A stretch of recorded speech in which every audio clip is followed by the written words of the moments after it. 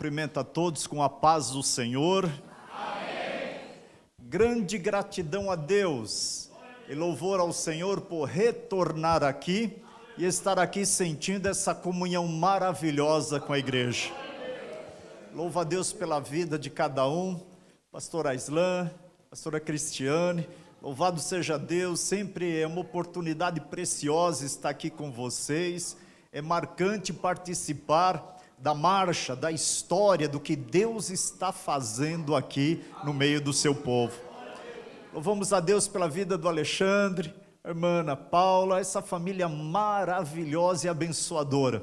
O Rodrigo, a irmã Neide, olha, pessoas tão especiais e cada um aqui, um grande abraço em nome do Senhor Jesus.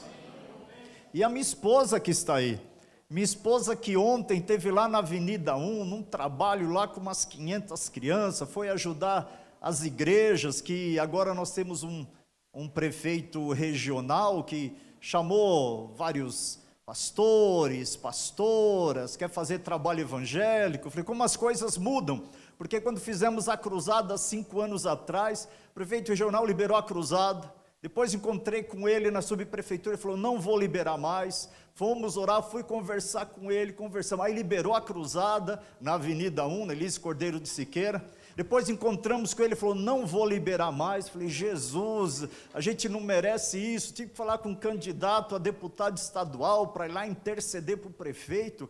Eu falei, para o prefeito regional, já tem cartazes, tem tudo, o senhor quer impedir da gente pregar o evangelho, dificultar?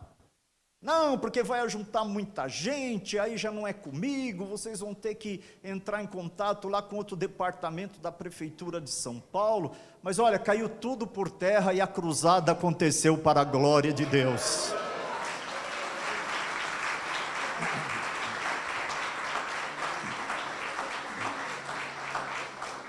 Irmãos, foi uma grande vitória, porque nunca uma igreja tinha fechado, a Elísio Cordeiro de Siqueira, para fazer um culto.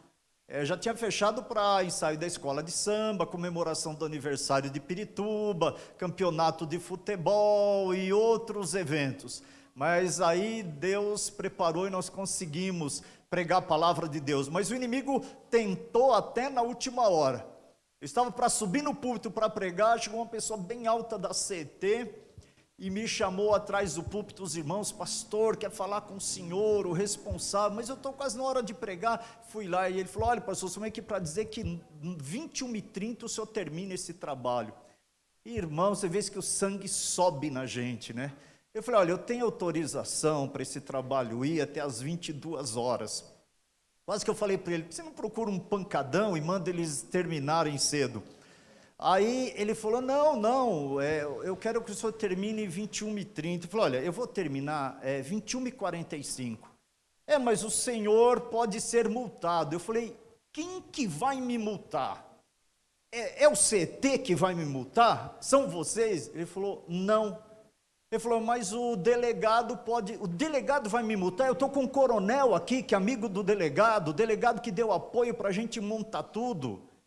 Mas se não for o delegado, é a regional. Eu falei, o representante do governo está aqui, ela está participando do louvor aqui, cantando e dando glória a Deus. Aí ele falou, um instantinho só, saiu, fez uns telefonemas e voltou e falou, pastor, fica à vontade. Falei, meu amigo, Deus te abençoe, entenda uma coisa, eu estou aqui para pregar a palavra de Deus, aqui as pessoas vão ser abençoadas, aqui as pessoas vão ser libertadas, aqui as pessoas que estão caídas nas drogas, o Senhor pode transformar, aqui casamentos que estão à beira da separação, poderá ser restituído, aqui é a mão de Jesus que vai operar nessa avenida, nos prédios, nos apartamentos, nas casas, que estarão ouvindo a palavra de Deus. Aí ele quase se converteu ali, meus irmãos. Aplauda o Senhor, porque Jesus faz obra maravilhosa.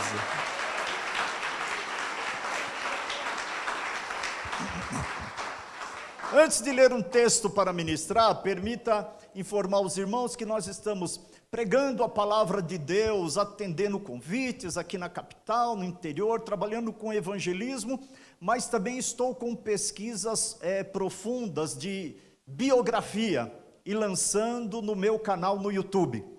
Então Deus me deu para pesquisar bem assim, ó, os pais apostólicos, depois os apóstolos vieram os pais apostólicos, depois os pais da igreja. Tem também os pais do deserto ali, tem as mães do deserto, heróis e heroínas da fé. Para depois vir cerca de 1000 anos, em que a igreja estava mais nos mosteiros, na época das muitas heresias do papado, e depois eu ministrando sobre pré-reformadores, reformadores, e os líderes da igreja do avivamento, do século 16, 17, 18 e vindo concluir no 19, e o avivamento que chegou no Brasil.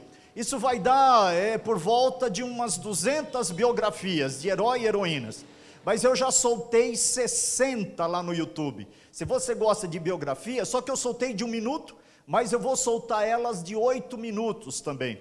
Então você entra lá, Pastor Rogério da Costa, clica lá, se inscreve, e já tem 60 biografias lá.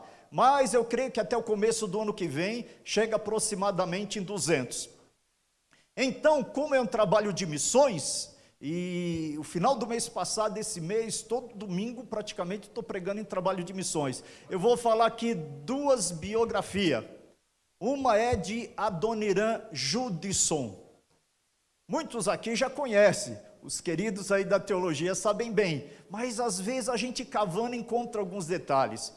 Do século XVIII para o século XIX, o Adoniran Judson saiu dos Estados Unidos e foi ser missionário na Birmânia, um país que faz divisa com Bangladesh, China, Índia. Hoje em dia o nome dele mudou, é Mianmar. E ele foi para a Birmânia, jovem de 20 e poucos anos como missionário. E chegando lá começou a pregar a palavra de Deus, evangelizar, e era difícil. Ninguém se entregava, ninguém aceitava Jesus. Ele, por causa de pregar o evangelho, pegou 20 meses de prisão. Só que a prisão daquela época, uma prisão com grilhões nos pés do preso. Quando você ouvir falar de grilhões, você pode lembrar que era um ferro mais denso, que muitas vezes servia para aqueles grandes portões, que fechava muros também das cidades. Então aqueles grilhões, eles eram mais pesados, e como não devia ter um padrão certo, aqueles grilhões, os pés dos prisioneiros entortavam os ossos deles. O Adoniran Judson diz que nunca mais conseguiu correr na vida dele depois de 20 meses com aqueles grilhões, e sempre andando, mancando por causa da tortuosidade que ficou. Mas as pessoas não se convertiam, e ele começou a dizer para os primeiros que começou a se converter: eu vou traduzir a Bíblia para o birmanês, eu vou começar a traduzir, vou traduzir a Bíblia toda. E ele dizia para os irmãos novos convertidos: eu tenho um sonho, eu tenho um desejo a realizar. Quando eu chegar diante do Senhor Jesus, eu quero ver um sorriso do Senhor Jesus em eu dizer para ele: Senhor, eu consegui batizar 100 pessoas na Birmânia para o Senhor. Eu te dei uma igreja com 100 convertidos batizados. E Jesus vai ficar contente, eu tenho esse sonho. Irmãos, ele sofreu muito na Birmânia. E foi 40 anos de missão lá até passar para a eternidade. Teve período da vida dele que ele estava desistindo da obra missionária, principalmente quando a esposa dele faleceu. E ele teve que ir lá, as pessoas se convertendo, o trabalho começou a fluir, e ele teve que cavar a cova da sua esposa. Ele ficou tão arrasado, que tinha uma floresta cheia de tigres. Ele falou: Senhor, eu vou lá para os tigres me matarem e me devorarem. Os tigres vão sentir cheiro de carne, eu vou passar a noite sozinho lá para eles me matar. Essa luta é muito grande. Foi lá no meio da floresta cheia de tigres, passou a noite lá angustiado pela morte da esposa. Deus não deixou os tigres sentir o cheiro dele, não foi tigre nenhum, e no outro dia o Senhor diz: volta lá para dar sequência na minha obra. Aí ele sai e volta para continuar pregando a palavra de Deus. Mas, meus irmãos, com 60 e poucos anos, para resumir, perto de morrer, eu me emociono quando eu falo isso, do Adoniran Judson, perto de morrer, já doente, os seus obreiros, Aí os obreiros puderam relembrar: Jesus vai te receber contente, missionário. Jesus vai te receber feliz. Você está deixando 63 igrejas e 7.000 batizados nas águas, servindo a Deus. E a Bíblia toda traduzida no birmanês. Oh, louvado seja o nome do Senhor! Louvado seja o nome do Senhor! Louvado seja o nome do Senhor! Que marca, que marca! Agora, irmãos, entre as biografias, vou te falar uma outra, de uma pessoa que Deus, ele revela as coisas para a gente, muitas vezes, paulatinamente. Tem texto da Bíblia que demora décadas assim, para Deus se dar uma compreensão mais clara, mais ampla, e descobertas também. Porque muitas das vezes a unção de Deus na vida de um servo seu, missionário, de um pastor, conforme as pessoas vão se convertendo, essa unção vai para a vida da pessoa. Vai para a vida da pessoa, uma coisa incrível. Por exemplo, esses meses atrás, eu pregando a palavra de Deus, fui pregar aqui no Jardim Guarani, uma igreja lotada, cheia, culto de missões. Estou sentado lá, é apresentada a líder de missões, a irmã chamada Solange, e ela pega o microfone e levanta e diz: irmãos, é uma alegria o pastor Rogério da Costa estar aqui hoje. Porque há 25 anos atrás, quando ele fez a cruzada na freguesia do Ó, eu aceitei a Jesus como Salvador. Nunca mais tinha visto esse servo de Deus, mas quero dizer, eu sou fruto do trabalho evangelístico para a glória de Deus. E olha, trabalhando em missões, a semana passada eu preguei novamente no Jardim Pan-Americano. E na cruzada de 5 anos atrás, ali no Jaraguá, tem uma igreja Assembleia de Deus que ficou 2 famílias que se converteram na cruzada. E eles são pessoas de evangelizar. E o irmão Luiz, cada vez que eu vou lá, ele se tornou um obreiro, ele me abraça com uma alegria tão grande, ele fala: pastor Rogério, depois que eu me converti, eu continuo o mesmo Luiz, eu fico dando lanche para os mendigos, as pessoas dependentes, eu trabalho como caminhoneiro ainda, mas evangelizo todo mundo, eu tenho uma paciência de falar de Jesus, e eu estou sempre ganhando alma, eu olho assim para o irmão Luiz, eu não sei o que falar, não sei. Glória a Deus, glória a Deus. Então o que eu queria dizer para vocês é que quando o movimento pentecostal veio para o Brasil, veio primeiro através do italiano Luiz Franciscon, que foi o ministério que era Assembleia Cristã, e depois de 20 anos se tornou Congregação Cristã do Brasil. Mas junto naquele mesmo ano veio o Daniel Berg e o Gunnar Wingre. O Daniel Berg, eles fundaram a Assembleia de Deus, e o Daniel Berg era uma pessoa calma, ele evangelizava, ele tocava violão, ele ia muito na conversa e no discipulado. Mas o Gunnar Wingre não, o Gunnar Wingre era avivalista, era cheio de dons, pastoreava, pregava na igreja. Se você ler o livro Pioneiro, você vê quantos sinais, batismo com o Espírito Santo, visão, cura, muito poder, muito poder.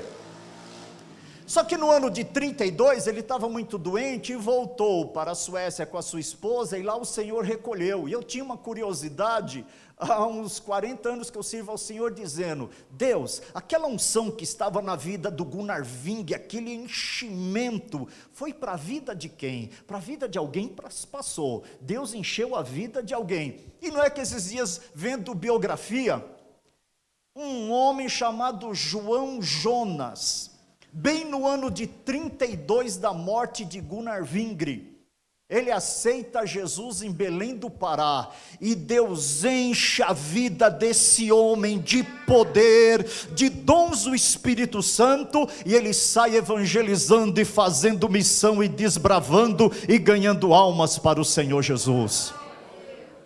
Não, a biografia do João Jonas, você para. Foi de 32 o ministério dele até 65.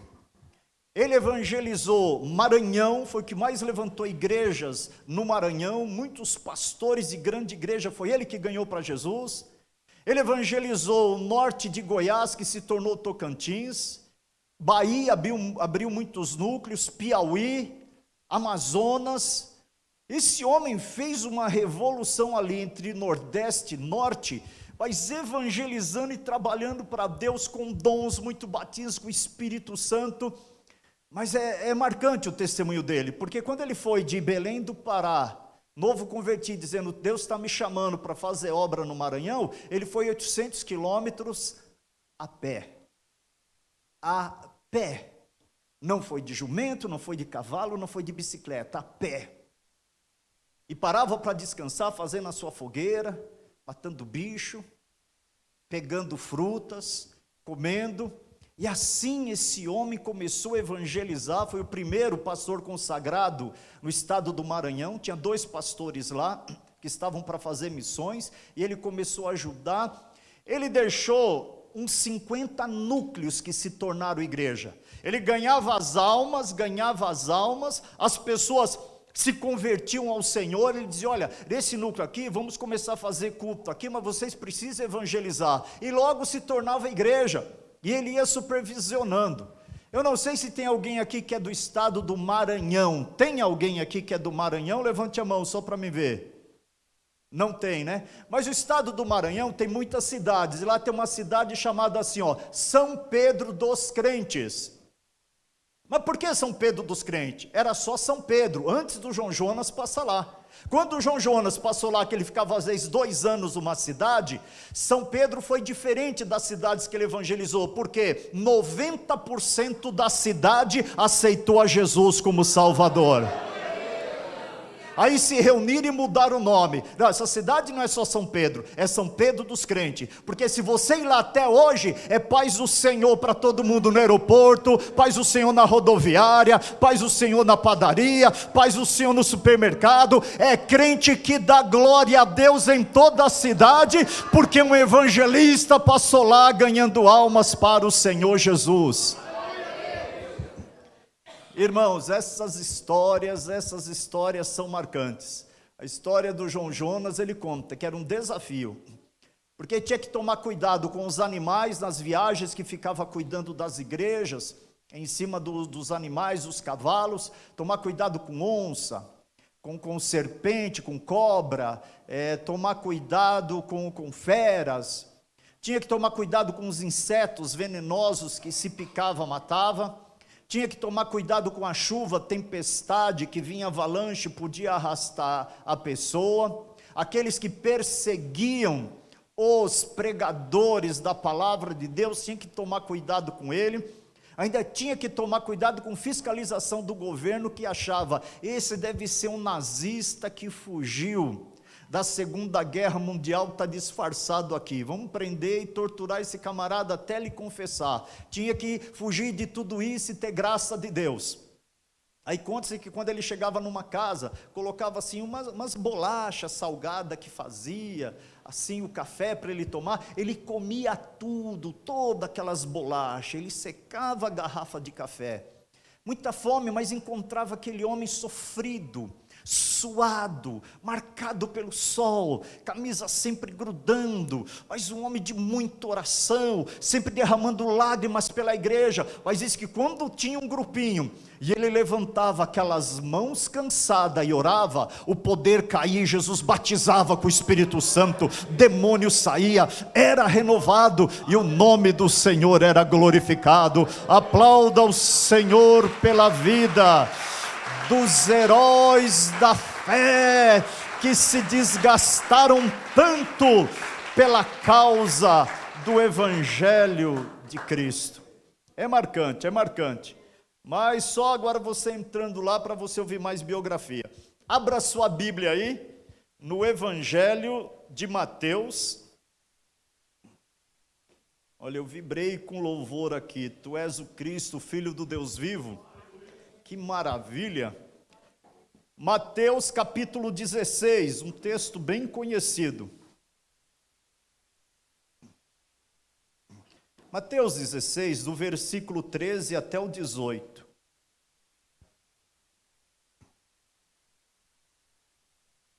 Evangelho de Mateus, capítulo 16, dos versículos 13 ao 18, que diz assim: E chegando Jesus às partes de Cesareia de Filipe, interrogou os seus discípulos, dizendo: quem dizem os homens ser o Filho do Homem? E eles disseram: uns, João Batista, outros, Elias, e outros, Jeremias, ou um dos profetas. E disse-lhe ele: e vós, quem dizeis que eu sou?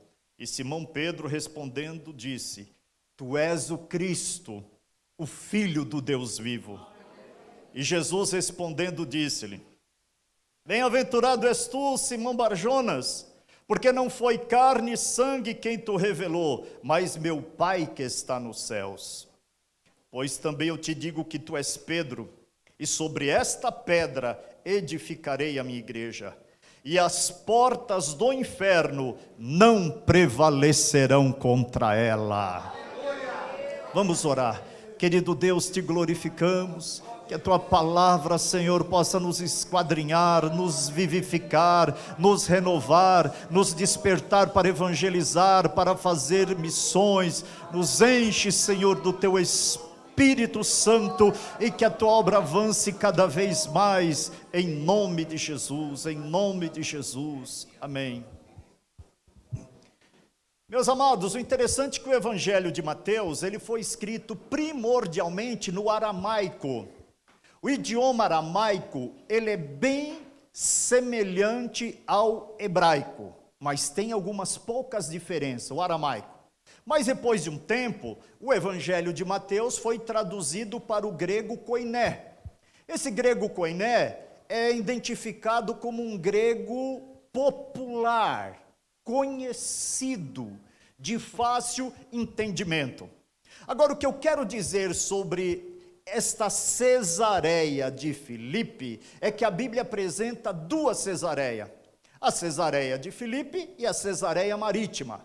A Cesareia Marítima era uma Cesareia rica. Por quê? Lá é que havia as casas de veraneio de Herodes, de Pilatos, de pessoas do Senado de Roma, que tinham lá, homens de negócio, pessoas do Sinédrio.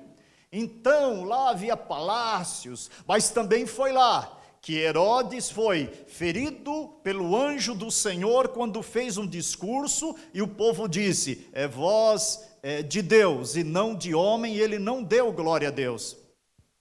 Agora, essa Cesareia que nós acabamos de ler esse texto, não é a Cesareia Marítima, é a Cesareia de Filipe. Uma coisa interessante, essa Cesareia de Filipe, ela ficava no sopé do Monte Hermon, uma grande montanha que se destaca até hoje e se vê de longe. Era no sopé do Monte Hermon, porque lá tem as 3 nascentes do Rio Jordão, e numa dessas nascentes ficava essa cidade de Cesareia. Aí você me pergunta: pastor Rogério, por que esse nome de Cesareia? O nome de Cesareia foi dada em homenagem a César Augusto, o imperador, por honra a César Augusto. Agora, um segredo muito grande que eu fiquei maravilhado e não sabia disso pesquisando esses dias, é que a palavra Cesareia, ela vem também de cesariana. Ela tem ramificação com cesariana. E o que é cesariana? É aquele corte do nascimento da criança, que não vem por parto normal. E foi bem em Cesareia de Filipe que Jesus vem com a declaração mais contundente, com o maior segredo que ele tinha para passar, com a grande revelação de Deus, que ele vem falar da igreja. Porque se a gente lê os evangelhos, só tem 2 vezes que Jesus se refere à igreja. Uma quando ele diz para as pessoas irem, para o irmão ir e se reconciliar com o seu irmão, e se ele não aceitar, quando você repreender, aí vai para frente da igreja. Aí Jesus se refere à igreja. E noutra vez, primordialmente, é quando ele fala que a igreja viria. Então, no lugar da cesariana, onde Jesus estava perto do nascimento da igreja, que ia nascer na cruz do Calvário, Jesus vai falar do segundo maior projeto de Deus que ia abalar o mundo todo. Se você falar, pastor Rogério, por que a igreja não é o primeiro maior projeto de Deus? Porque o primeiro maior projeto de Deus se chama família, mas o segundo maior projeto de Deus é a igreja de Cristo aqui na terra, que é constituída de família. Agora, isso de falar da igreja que seria levantada, Jesus não falou em Jerusalém, Jesus não falou em Betânia, Jesus não falou em Betsaida, Jesus não falou lá no mar da Galileia, Jesus não falou em Cafarnaum, Jesus não falou em Belém, Jesus não falou em Tiberíades. Ele veio para falar em Cesareia de Filipe, o lugar da Cesárea. E por que de Filipe? Porque Herodes quis colocar Filipe em homenagem a um dos seus filhos, chamado Filipe.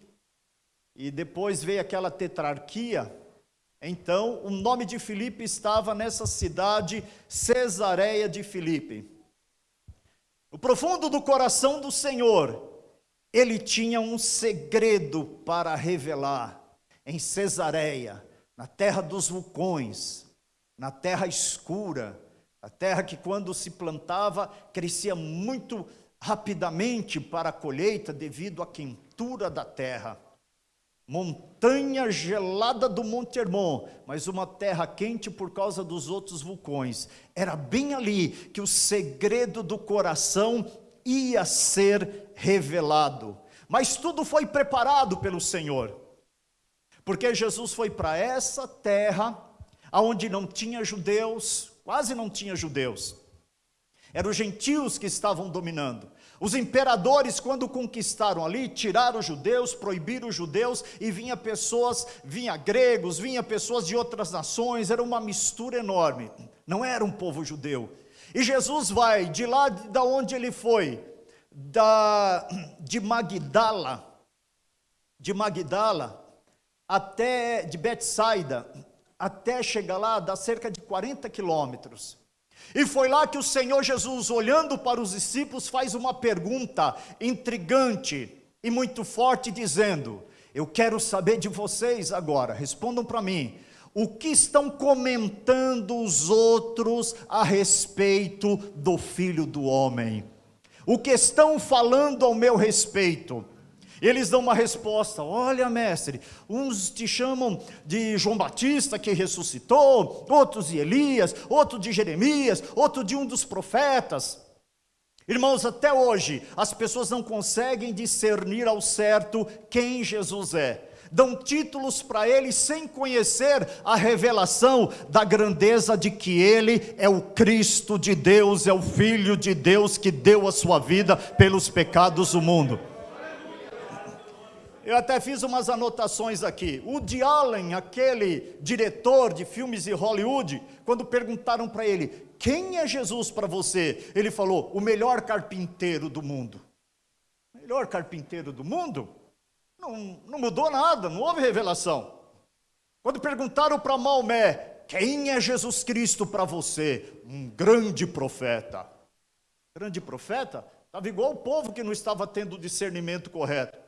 Fidel Castro escreveu um livro, e quando foram ler a biografia de Fidel Castro, ele estava dizendo que para ele Jesus Cristo é o maior revolucionário. Não alterou nada a vida espiritual dele, não alcançou a revelação, não teve o coração aberto para conhecer. E nos dias de hoje, alguns religiosos que perguntam quem é Jesus, falam: Jesus é aquela criancinha que está no colo da sua mãe Maria. Meu Deus, Jesus não é essa criancinha no colo de Maria? Que reflexão é essa? E outros dizem: Jesus é o maior líder, outros o maior mestre, o mais influente, o maior curandeiro, o maior operador de milagres, o maior filósofo. Meus irmãos, a revelação não é nada disso. A revelação é que ele é o Cristo que perdoa os pecados daquele que se arrepende. Aplauda ao Senhor. Erabacanta rabagalabalaia.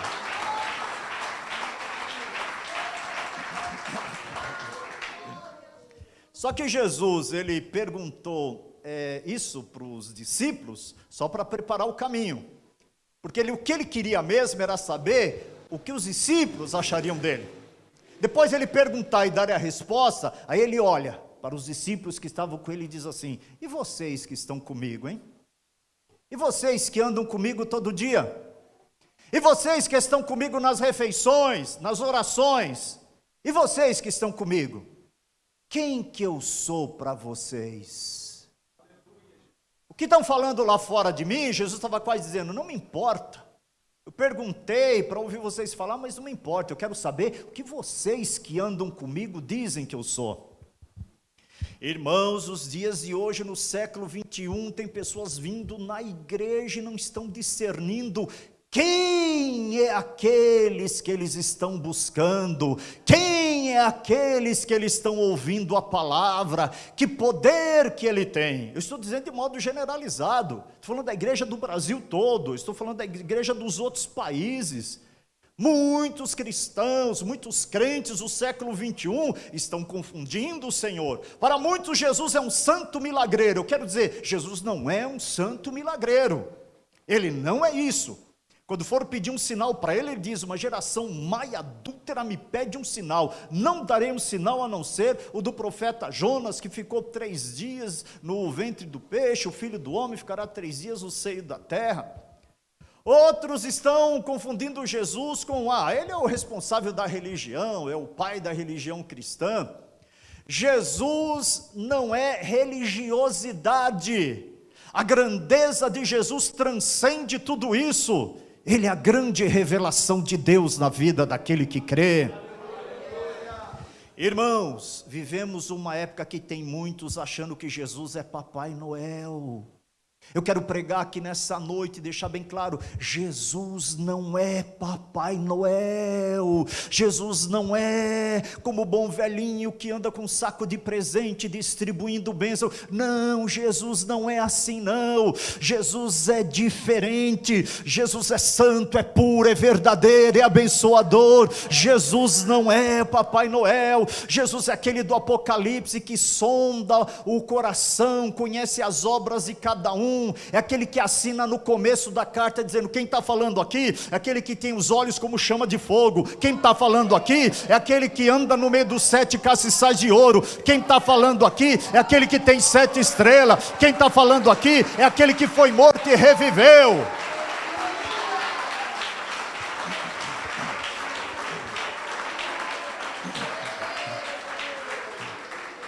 Tem 6 características nas 7 cartas do Apocalipse, como Jesus fala com a igreja. Tem pessoas que precisam ler lá para conhecer quem é Jesus. Ele se apresenta, depois ele diz: eu sei tudo, a tua paciência, a sua fé, eu sei tudo. Sei a tua pobreza, mas tu és rico. A pessoa pode não ter nada, nem dinheiro para ir no supermercado, mas se Jesus fala que você é rico, pode dar glória a Deus, porque é. E depois ele diz: tenho porém contra ti. Mas como que tem alguma coisa contra mim? Ele é dono da igreja, ele pode ter alguma coisa contra qualquer um de nós. Eu não estou achando as tuas obras perfeitas diante de Deus. Olha, você deixou o primeiro amor. Olha, as suas obras antigamente eram muito mais do que essas. Eu tenho porém contra ti, e se você for morno, vomitar-te-ei da minha boca. E depois ainda o Senhor dá ameaça: se não se arrepender, farei tal e tal coisa. Se não se arrepender, tirarei o castiçal do seu lugar. Se não se arrepender, e o Senhor tem a cobrança. Aí depois ele traz o prêmio: aquele que vencer será vestido de vestes brancas, o seu nome não será arriscado do livro da vida, vai receber uma pedrinha branca com o seu novo nome, e vai conhecer o meu novo nome também, será coluna do templo do meu Deus. E por fim ele termina dizendo: quem tem ouvidos, não é quem tem orelha, quem tem ouvidos é quem discerne, quem tem ouvidos, ouça o que o Espírito diz às igrejas. Esse é o Jesus da Bíblia. Irmãos, Deus não é o ursinho de pelúcia, meus irmãos. Deus não é o que certos evangélicos, ai Deus, aquela coisa gostosinha dentro de mim. Não é isso, não é isso. Ele é poderoso, Ele é santo, Ele é fogo vivo, Ele é abençoador. E também não podemos pensar que, por exemplo, na década de 70, houve um período dos hippies. Os mais novos não acompanharam isso. Pessoas da minha faixa etária que lembram da época dos hippies. Os hippies era tudo assim, ó, paz e amor. Era tudo assim legal. Então, para se encontrar um caminho para evangelizar os hippies, se usava assim: Deus é legal, Jesus é legal. Só que eu quero dizer que Jesus não é o legal que essa geração está pensando, não. Tem pessoas que fazem de tudo, apronta de tudo e acha que Jesus é legal, vai tolerar tudo. Não, não. Jesus nos pesa com balança fiel, mas Ele nos ama. Quantos dão glória a Deus por essa verdade?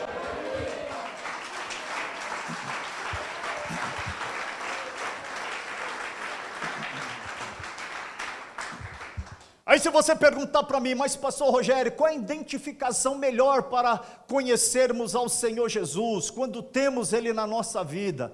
A grande revelação dele ser o Cristo, que significa ungido, o enviado, o Messias. A tradução disso, prática na nossa vida, é a seguinte: Ele é aquele que teve o poder de perdoar os meus pecados todos.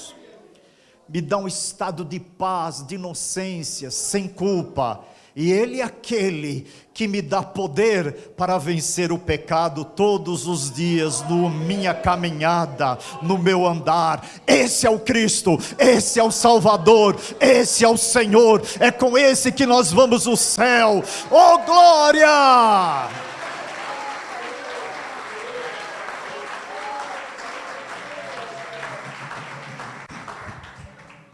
E foi bem nesse momento que veio a revelação para Pedro, quando Jesus perguntou: e vocês? Quem dizem que eu sou?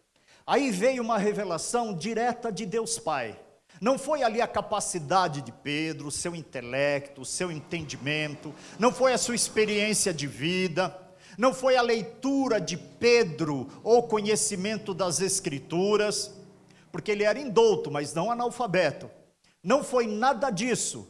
Não foi inteligência dele, não foi esperteza de Pedro, não foi da matéria, não foi da alma, foi uma revelação vindo direto de Deus. E ele levanta a voz e diz: Tu és o Cristo, o Filho do Deus vivo, louvado seja o nome do Senhor. E Jesus disse: Simão, não foi a carne e o sangue que te revelou, mas o meu Pai que está nos céus. Irmãos, fazer a obra missionária, fazer missões, pregar o Evangelho, evangelizar, é uma revelação de Deus. Jesus disse: ninguém vem a mim se o Pai não trouxer. É uma comparação como a gente tem o papel de ir e evangelizar, e orar por essa pessoa, e falar do Evangelho, mas é o Pai que vai e pega na mão dessa pessoa e diz: vem, eu vou te levar para você conhecer o meu filho, vem, vem aqui que eu vou, aqui está o meu filho, está aqui, aí quando o Pai leva assim, Jesus se revela na vida daquele que crê. Dá glória a Deus porque Ele se revelou na nossa vida, dá glória a Deus porque o Pai nos amou, dá glória a Deus porque nos levou diante do Senhor Jesus. Aleluia, aleluia, aleluia, louvado seja o nome do Senhor para sempre. Meus irmãos, a revelação de Deus tem uma dimensão muito grande, muito ampla. A gente não sabe.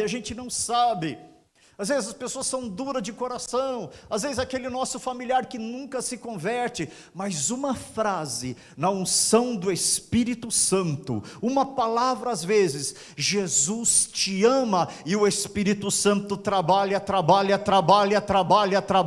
e essa pessoa se converte ao Senhor Jesus. Creia que Deus se revela, creia. Por isso que o evangelizar, o fazer missões, está envolvido com o coração, com o sentimento, com vida de renúncia, com clamor a Deus, com lágrimas, aquele que leva a preciosa semente, não é andando e rindo, não é andando super tranquilo, é andando e chorando, é derramando lágrimas pelas almas perdidas. Essas almas, essas lágrimas derramadas, as almas vêm para o reino dos céus. Louvado seja o nome do Senhor. Eu falei para o Luiz lá do Pan-Americano, para o Roberto, dizendo, olha, naquela cruzada que aconteceu aqui no Pan-Americano, foi inédito, porque choveu a semana toda, e a cruzada seria no sábado à noite e domingo à tarde na praça. E nós fomos para lá em uns 20, alguns obreiros, e irmãs também, e lá nós ficamos à noite na sexta-feira na chuva na praça, assim, ó, chovendo, e a gente ficou de 1h30, 2 horas orando, dizendo, Jesus, não pode chover amanhã, e não pode chover domingo, tem almas aqui para ser salva. Eu falei para ele, olha Luiz, você estava sendo gerado espiritualmente, né? A gente orando em pé na praça na chuva, e chovendo, a gente, Jesus, salva as almas, tem almas para ser salva, faz uma obra.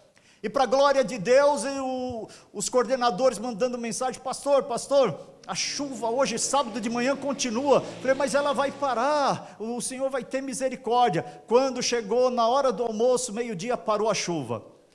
E aí conseguiram montar palanque, montar tudo, não choveu sábado à noite, as almas aceitaram Jesus, não choveu domingo de manhã, não choveu domingo à tarde. Quando deu 5 horas da tarde, que foi dado amém na cruzada, começou a chover até antes de guardar o equipamento, mas que Jesus segurou a chuva para salvar as almas, segurou. Mas teve lágrimas, teve sentimento, Eu fiquei muito contente que a minha esposa comprou uma blusa para mim, uma blusa assim que a água não passa, e eu não tinha dado muito valor, mas aquele dia eu dei valor, porque eu fiquei com aquela blusa dizendo, olha, essa blusa é uma bênção, eu acabei sendo um dos que menos me molhei daqui para baixo tudo, mas essa blusa aqui me ajudou bastante, é capa de chuva, né? O que nós, esposo, faremos, ou podemos fazer sem uma ajudadora? Misericórdia, a gente depende delas em tudo. Aleluia. Mas meus irmãos, Pedro disse isso, tu és o Cristo, e Jesus falou, Simão Barjonas, sobre esta pedra, tu és Pedro, que significa lasca de pedra, e Jesus se refere, sobre esta pedra, que era ele, sobre esta pedra, edificarei a minha igreja. Irmãos, isso é missão, isso é obra missionária. Eu posso pegar a palavra eclésia aqui e falar chamados para fora e trazer um sentido espiritual, mas eu quero trazer um sentido físico. Obra de Deus é abrir trabalho, é abrir igreja, é levantar igreja, é ter um povo que se reúne para ouvir a palavra de Deus. Isso é missão, isso é evangelização, isso é obra de Deus. Quando se olha para a vida do apóstolo Paulo, para entender a chamada do apóstolo Paulo, deixa eu dar um vislumbre aqui para você entender a chamada do apóstolo Paulo. Paulo foi um dos que mais abriu igreja. Hierápolis, foi na província da Galácia, Tessalônica, e Éfeso, e Corinto, e várias cidades aí que nem tem cartas na Bíblia, e o apóstolo Paulo abriu igreja. Mas sabe como que Paulo fazia? Olha a coragem do apóstolo Paulo. Imagina ele chegando numa cidade, aí ele vai na sinagoga no sábado, chega na sinagoga com aqueles judeus lá, bravos, é que nem você falar com muçulmanos, pronto para tirar a vida, depende a pessoa falar uma heresia lá. E Paulo chegava e dava uma palavra a respeito da lei. Pã, a exposição dele, comentário. Todo mundo, que conhecimento! Ele havia aprendido com Gamaliel. Esse homem tem um conhecimento fantástico, que palavra boa. Nota 10. Aí Paulo ficava lá uns dias, Paulo estava preparando o terreno. Ele sabia o que ia acontecer, Paulo. Voltava no outro sábado e mais uma palavra sobre a lei, preparando uma introdução para falar do Messias. E o pessoal, os judeus, não, muito confiável, esse homem sabe o que fala, olha, nota 10, sim, a minha credibilidade. Aí Paulo tinha coragem de dizer, bom, agora eu vou essa terceira vez, agora vai ser o dia da briga.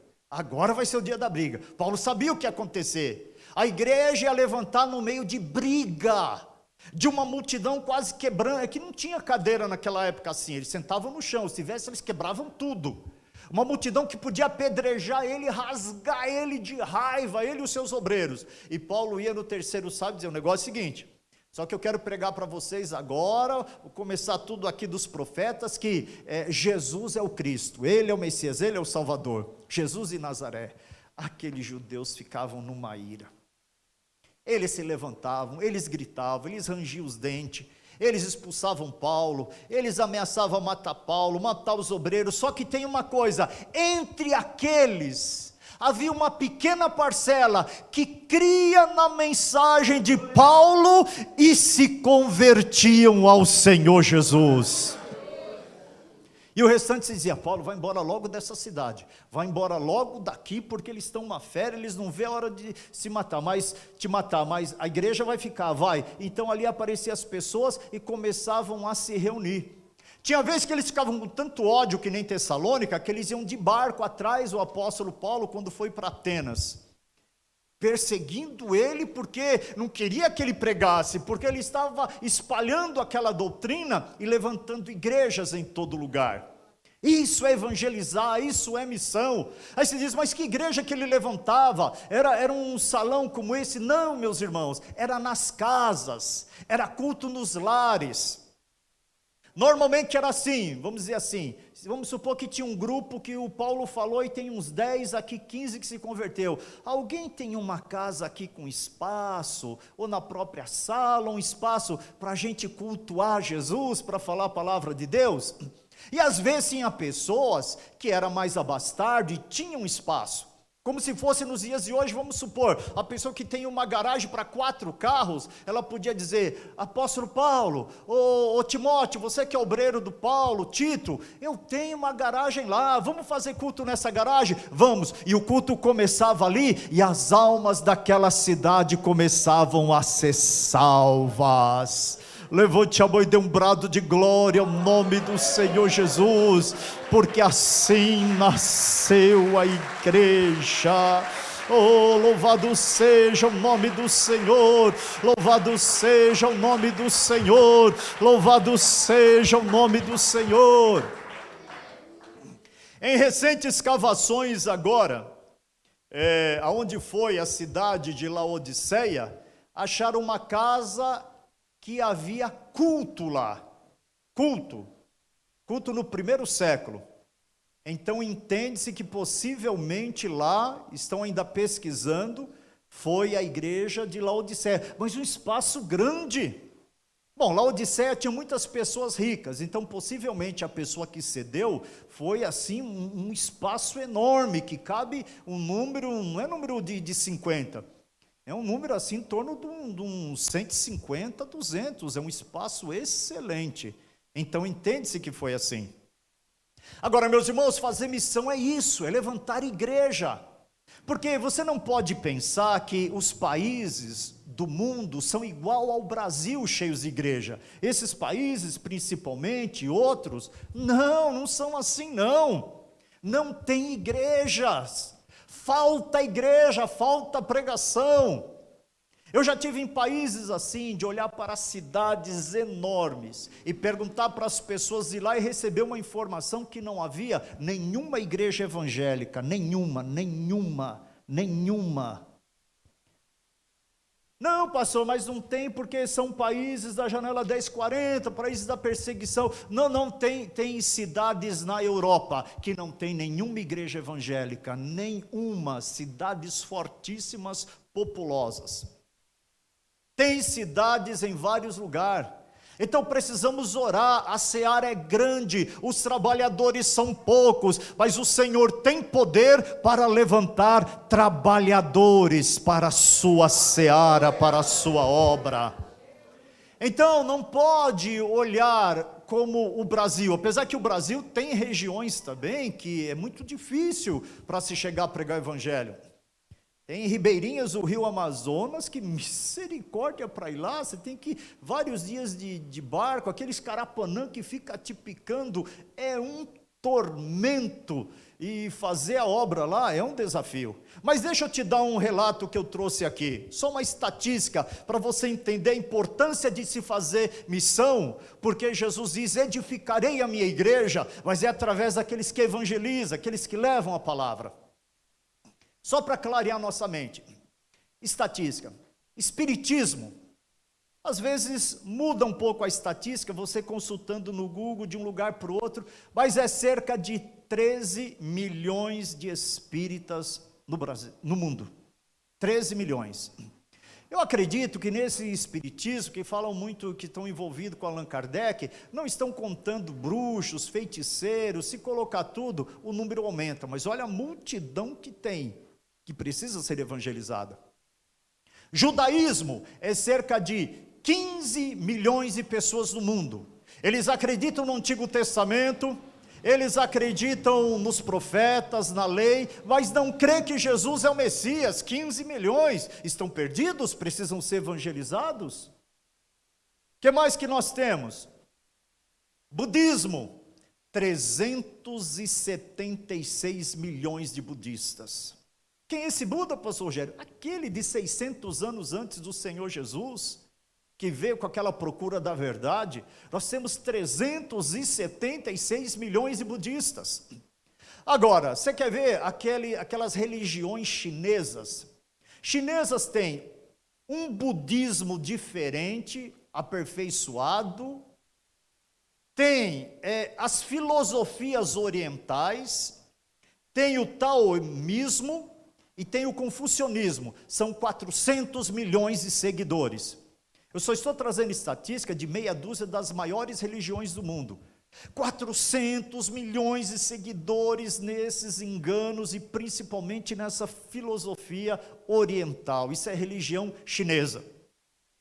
Agora, se eu for falar para você do hinduísmo, que adoram animais, que adoram répteis, que adoram estátuas, que adoram sal, que adoram Rio Gandhi, que adoram tantas coisas, se segure na cadeira, 900 milhões de seguidores. É muita gente, meus irmãos. É muita gente precisando de ser evangelizada, precisando de se levantar igreja. É muita gente. Aí você pergunta, mas pastor, tem algum maior do que esse? Tem. O islamismo, os seguidores de Maomé, aqueles que leram o Corão, aqueles que estão evangelizando fortemente a Europa e estão dizendo, daqui 20 anos a Europa toda será muçulmana. Aqueles que estão no Brasil trabalhando fortemente, evangelizando. Esses daí são 1 bilhão e 600 milhões de seguidores. Mas o cristianismo que Jesus diz, edificarei a minha igreja, se for somar todas as divisões e ramificações, é 2 bilhões e 600 milhões de cristãos no mundo. Aplauda o Senhor Jesus pela igreja que foi edificada. Oh, louvado seja Deus! Louvado seja Deus! Louvado seja Deus! Agora é preciso entender que o cristianismo ele está dividido assim: catolicismo romano, 1 bilhão 350 milhões de seguidores. A igreja ortodoxa, essa igreja ortodoxa eu conheci uma lá no Oriente. Ela é bem similar ao catolicismo romano, é certo que não tem as estátuas, mas ela é escura, ela tem velas, é daquele jeito. 250 milhões de seguidores. Agora, quando vai para os protestantes, que nós estamos incluso, ele tem várias ramificações de denominações, mas os protestantes são 980 milhões de seguidores, arredondando, 1 bilhão de protestantes dando glória a Deus e aleluia, e dizendo que Jesus é o Senhor, o Salvador. Precisamos evangelizar. Dá um toque em quem está ao teu lado e diga: precisamos evangelizar, precisamos fazer missões, precisamos ganhar almas para o Senhor Jesus. Oh, louvado seja Deus, louvado seja Deus. Agora deixa eu te dar uma informação aqui, só para você dar glória a Deus, depois eu volto praticamente na mensagem. Interessante, hein? Vocês estão sabendo que esses líderes dessas religiões estão fazendo reuniões ecumênicas? Eles estão se juntando, eles estão se reunindo. Aí você fala: mas pastor Rogério, por que isso é surpreendente? Porque nunca aconteceu. Nunca houve um papa, um pontífice, que aceitou se sentar numa reunião com liderança muçulmana, com liderança budista, com liderança do taoísmo, com as lideranças das religiões chinesas. Nunca houve, mas agora há. Agora há. Eu estava pesquisando sobre a reunião do mês passado, deixa eu passar para você. Foi o 7º congresso deles. Olha, já estão no 7º. Tem pessoa que não sabia nem que houve o primeiro. É o 7º congresso dos líderes das religiões mundiais e tradicionais. Aconteceu do dia 14 e 15 de setembro desse ano, foi o mês passado, no Cazaquistão, na capital, Nur-Sultan, antigamente era Astana. Foi um diálogo global interreligioso. Foram 108 delegações de mais de 50 países representados. Mais de 50 países. E o tema que eles discutiram? A paz mundial e a consolidação do mundo. Aí eu pergunto, como que eles discutiram sobre paz se não proferiram o nome de Jesus? Como que eles discutiram de paz se não disseram que Jesus é o Cristo? Como que eles discutiram sobre paz que não falaram do príncipe da paz, do príncipe da vida? Então, não é a verdadeira paz que nós conhecemos, não é. Estava representado lá pelo líder do cristianismo, que é o Papa, líder do islamismo, do judaísmo, do hinduísmo, do budismo, do taoísmo, do zoroastrismo, do shintoísmo e outras religiões. E entre eles personalidade, não podia faltar, o secretário-geral da ONU, o Ban Ki-moon, e o rei da Jordânia, o Abdullah II. Meus irmãos, isso é o cumprimento da profecia, isso é a preparação para a falsa paz que virá no mundo, isso é uma trindade maligna de Apocalipse 13, constituída de dragão, primeira besta que sobe do mar e segunda besta que sobe da terra. O dragão é o antideus, a primeira besta é o anticristo, a segunda besta é o falso profeta, é o anti-Espírito Santo, é a trindade maligna que vai vir no período da grande tribulação. Mas antes deles lançarem esse engano, a trombeta vai tocar e a igreja vai subir arrebatada cantando o cântico da vitória. Aplauda o Senhor. Repalabashuri canta ragadalabalaia. Aleluia ao nome do Senhor, aleluia ao nome do Senhor, aleluia ao nome do Senhor. Irmãos, a obra de Deus, a missão avança assim, nas igrejas que são formadas, nas igrejas que são levantadas, nas almas que vão sendo salvas. Essa semana fizemos um trabalho de evangelismo com uma igreja ali no Jardim Santo Elias. E ontem foi um culto que eu estive pregando depois da semana de evangelismo e 10 pessoas aceitaram ao Senhor Jesus como Salvador. É uma alegria, é uma alegria. Eu pertenço à Assembleia de Deus. A Assembleia de Deus, meus irmãos, é uma grande igreja no Brasil. Mas de todas as convenções que nós temos no Brasil, a de São Paulo surpreende muito. A Assembleia de Deus de São Paulo aqui, nós somos a mesma convenção, mas não somos do Belém. Mas o ministério do Belém, ele é admirável pelo crescimento. Quando for em 2028, vai fazer aniversário de 100 anos o ministério do Belém. Faltam 6 anos para acontecer. Em 1928, um missionário Daniel Berg, com a esposa dele, mais 2 casais, começaram na sala de uma casa, pela região ali do Belém, um culto. E agora o Ministério do Belém, para vocês terem uma ideia, tem só dentro daqui de São Paulo 3.000 templos, só São Paulo capital. E deve ter, mas no restante do estado, uns 7.000 templos. Deve ter no total uns 10.000. É uma multidão, por quê? Porque foi se abrindo igreja, foi se reunindo e foi pregando, e veio a mão abençoadora. Olha, a mão abençoadora do Senhor veio.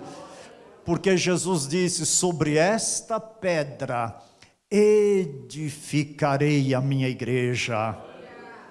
Esses dias também eu li sobre a vida começando a pesquisar sobre a vida do Luiz Franciscon. E é interessante que ele não queria abrir igreja. Quando ele chegou aqui no Brasil, ele dizia: Deus me mandou pregar que ele batiza com o Espírito Santo, e batismo sobre imersão, não mandou abrir igreja.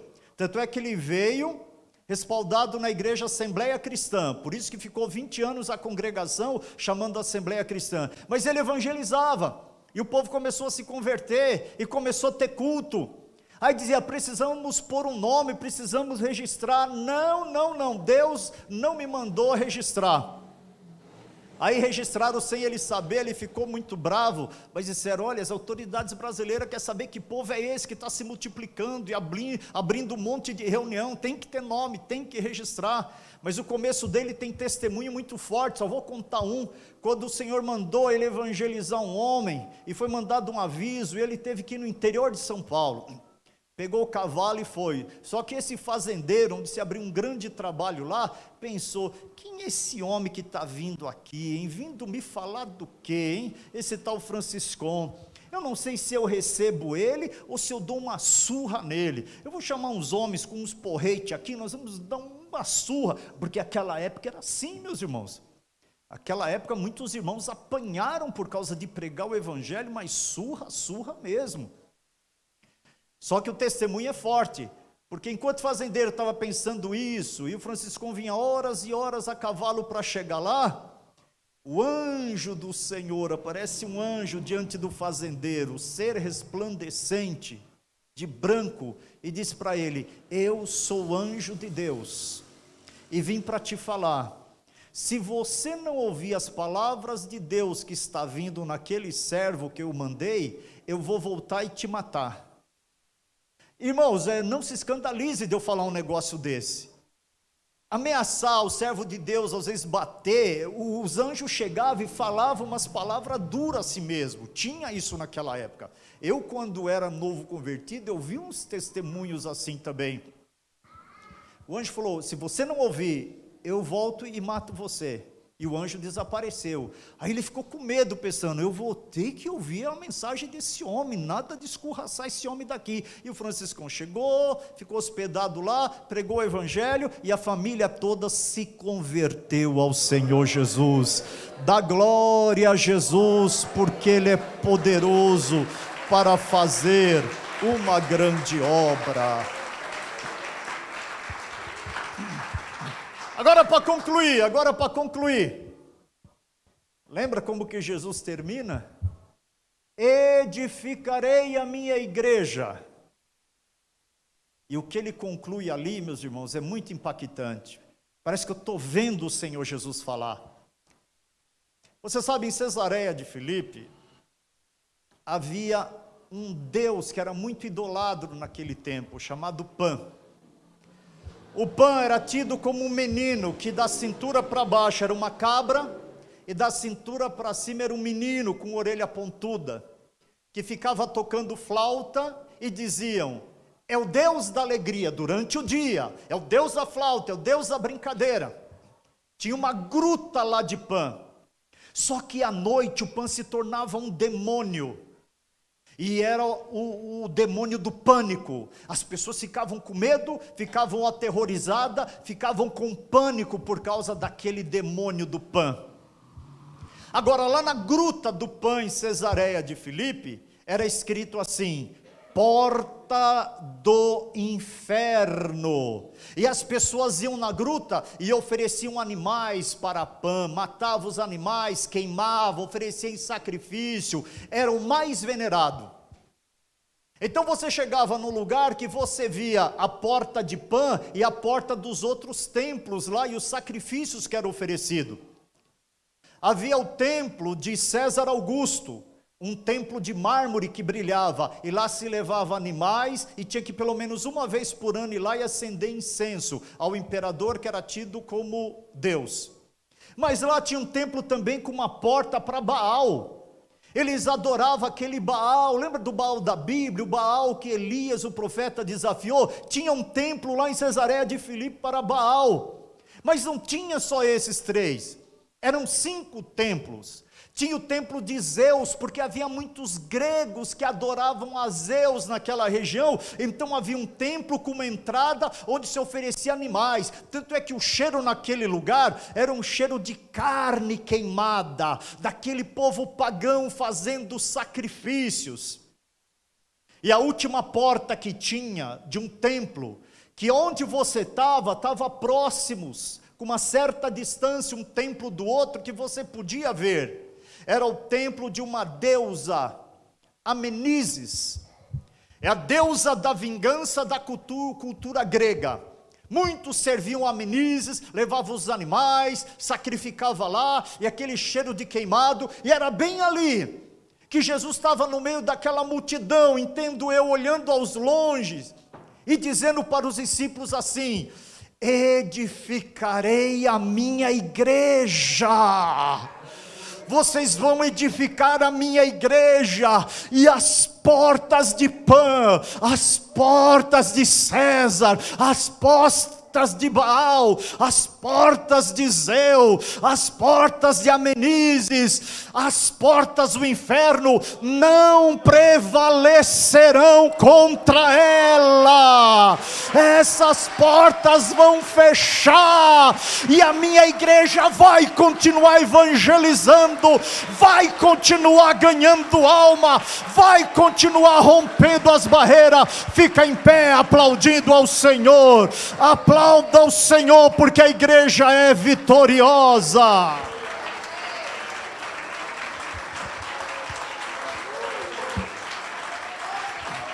Glória a Deus, glória a Deus, glória a Deus, glória a Deus, glória a Deus. A porta de Pan fechou, a porta de César fechou, a porta de Baal fechou, a porta de Zeus fechou, a porta de Ameníses fechou, mas a igreja está com portas abertas no mundo todo, pregando o evangelho, dizendo: Ele é o Cristo, Ele é a pedra verdadeira, Ele é a pedra de esquina que os edificadores rejeitaram. A igreja vence, a igreja é vitoriosa. Então eu termino dizendo que quando se evangeliza, quando se faz missões, não precisa ter medo de abrir trabalho, porque naquela rua tem terreiro de Umbanda. Não precisa ter receio se tem candomblé perto da igreja. Não precisa ter receio das portas do inferno. Sabe por quê? Elas se fecham e a igreja continua. O nome de Jesus continua sendo glorificado. Tem uma região aqui perto que, quando nós fizemos uma cruzada, há uns 4 anos e meio atrás, havia lá um quarteirão todo, que era um centro de adoração a Satanás e consagração a bruxo, e raspavam cabeça, e restaurante lá dentro, e muitos apartamentos para as pessoas ficarem, e nós fomos em 4 carros lá, e oramos para Deus fechar aquele lugar, ungimos todo o quarteirão, e meus irmãos, passou alguns meses e apareceu a placa de aluga-se, o trabalho não foi mais para frente. Jesus disse: edificarei a minha igreja. e as portas do mal não prevalecem, as portas do inferno caem. Recebe uma palavra profética sobre a sua vida: as portas do inferno não prevalecerão na tua família, não prevalecerão em segurar os teus impedidos, eles se converterem. O Espírito Santo que convence do pecado, da justiça e do juízo, vai usar você, vai usar outras pessoas, mas o Senhor, creia no Senhor, que você e a tua casa serão alcançados por essa salvação maravilhosa. Dá glória a Deus quem crê nessa palavra. Orimianda rabagalabashuri canta, derremiamba rabagalabashuri canta, ragadalabalaia. Oh, glória a Deus, glória a Deus, glória a Deus, glória a Deus, glória a Deus, aleluia. Vamos fazer uma oração agora e você vai dizer: Senhor, me usa, me coloco à disposição, usa a minha vida, eu quero participar, eu quero orar, eu quero ir, eu quero contribuir, eu quero, Senhor, estar envolvido, eu não posso me ausentar. Creia que Deus te usa, creia que Deus visita a tua família para trazer aqui, para servir a Deus, para se converter, para servir ao Senhor. Ore, ore, ore, ore em nome de Jesus, ore em nome de Jesus. Querido Deus, bendito Pai, nós te glorificamos e te bendizemos. A tua palavra é a verdade. Senhor Jesus, tu és o ungido, tu és o Cristo, tu és o Messias. Aleluia.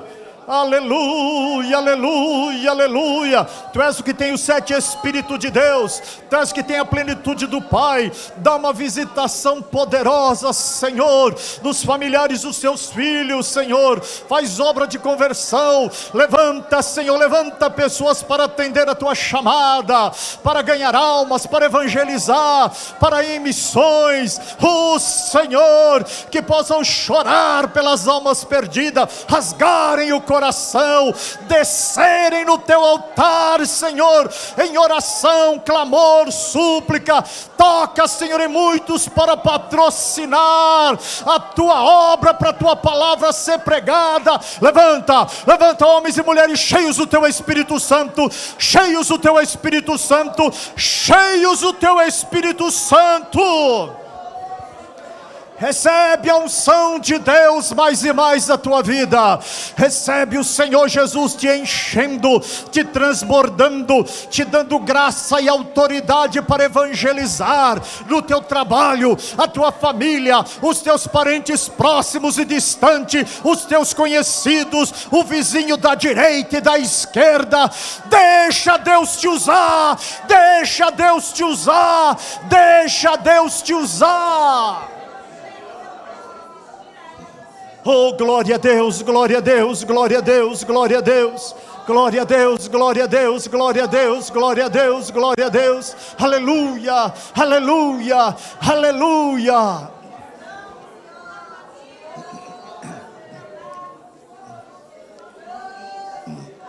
Eu estou com um desejo muito grande aqui que você estenda as mãos para esses países aqui. Estenda as mãos, estenda as mãos. Eu não sei se já está na programação para orar depois, mas mesmo se eu fizer uma oração agora, faz outra depois. Ore, porque tem lugar onde não tem a palavra de Deus, não tem igreja, não tem igreja. Que Deus levante moços e moças, que Deus levante irmãos e irmãs, para que vidas sejam libertadas das trevas. Levante a mão e ore, ore, ore, ore. O país que Deus colocar na tua mente, ore em nome de Jesus. As portas do inferno não prevalecerão, não prevalecerão. Oh, Senhor, que igrejas para glorificar o teu nome, para ouvir a tua verdade, seja levantada nesses países. Venha se multiplicar, Senhor, venha se multiplicar igrejas, Senhor. Levanta missionários, Levanta homens e mulheres cheios, levanta patrocinadores, que a tua palavra possa chegar e vidas sejam transformadas, libertadas, pessoas que estão vazias, pessoas que estão pensando em suicidar. Sai, Satanás, dessas vidas. Oh Senhor, salva, salva, salva, que chegue a mensagem da salvação, que chegue a mensagem do perdão, que chegue a mensagem da reconciliação. Urimiandas, Mericamba, Rabagalabashuri, Camba, Rabagalabalaia. Há poder no nome de Jesus. Há poder no nome de Jesus. Há poder no nome de Jesus.